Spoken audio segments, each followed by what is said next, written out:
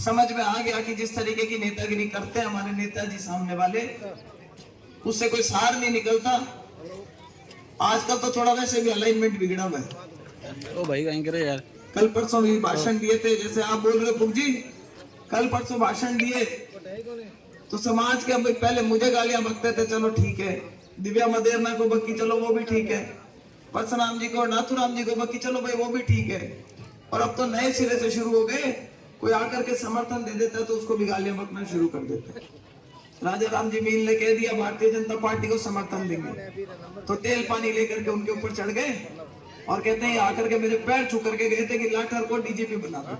अब कोई इनसे पूछा कि भाई आप कौन होते हो किसी को डीजीपी बनाने वाले, तो या तो आप ये बताओ कि भाई अशोक गहलोत के साथ में आपकी गालमेल थी, आपकी सिफारिश चलती थी अशोक गहलोत पे, और अगर इतनी गहलोत के ऊपर आपकी सिफारिश चलती थी तो ये मोडवा पंचायत समिति के जितने यहाँ पे हमारे सरपंच बैठे थे जो 2.5 साल से इंतजार कर रहे थे अपने पेमेंट का, और कौन सा पेमेंट, जिस पेमेंट को वो आप लोगों के लिए काम कराते, गांव में अपनी पंचायत में काम कराते, भाई आपने उसको क्यों नहीं जारी कर रहे?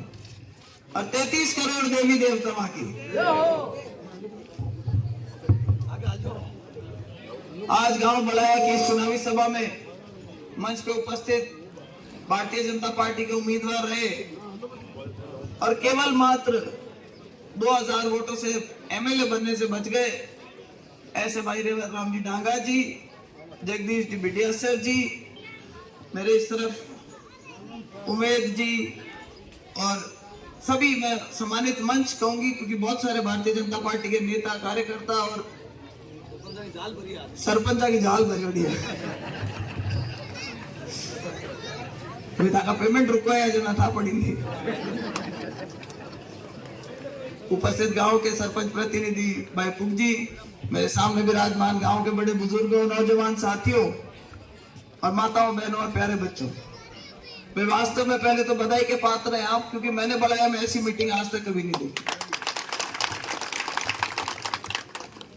और शायद इस बार लोगों को ये समझ में आ गया कि जिस तरीके की नेतागिरी करते हैं हमारे नेताजी सामने वाले, उससे कोई सार नहीं निकलता। आजकल तो थोड़ा वैसे भी अलाइनमेंट बिगड़ा हुआ है। ओ भाई कहीं करे यार, कल परसों भी भाषण दिए थे, जैसे आप बोल रहे हो पुग जी, कल परसों भाषण दिए तो समाज के पहले मुझे गालियां बकते थे, चलो ठीक है। दिव्या मदेरना को बकी, चलो वो भी ठीक है। परशुराम जी को, नाथुराम जी को बकी, चलो भाई वो भी ठीक है। और अब तो नए सिरे से शुरू हो गए, कोई आकर के समर्थन दे देता है तो उसको भी गालियां बकना शुरू कर देते हैं। राजा राम जी मील ने कह दिया भारतीय जनता पार्टी को समर्थन देंगे, तो तेल पानी लेकर के उनके ऊपर चढ़ गए और कहते हैं आकर के मेरे पैर छू करके गए थे कि लाठर को डीजीपी बना दो।